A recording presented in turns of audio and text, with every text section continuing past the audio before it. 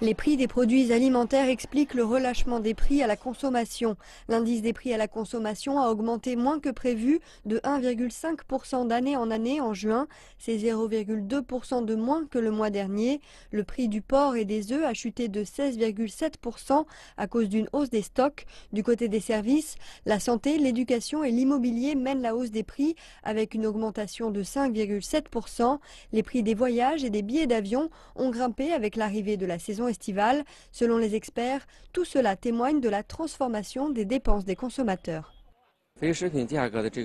La hausse des prix des produits non alimentaires signifie que la structure des dépenses du consommateur de base est en train de changer et la tendance devrait se poursuivre.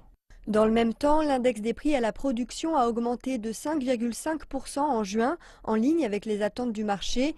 Les prix du charbon, du pétrole et du gaz naturel ont ralenti, tandis que ceux des métaux noirs ont grimpé. Le recul des prix des matières premières pourrait amener à un ralentissement de l'indice des prix à la production dans les mois à venir. Les prix en amont et au milieu sont en baisse et cela va augmenter la pression sur l'indice des prix à la production dans un futur proche.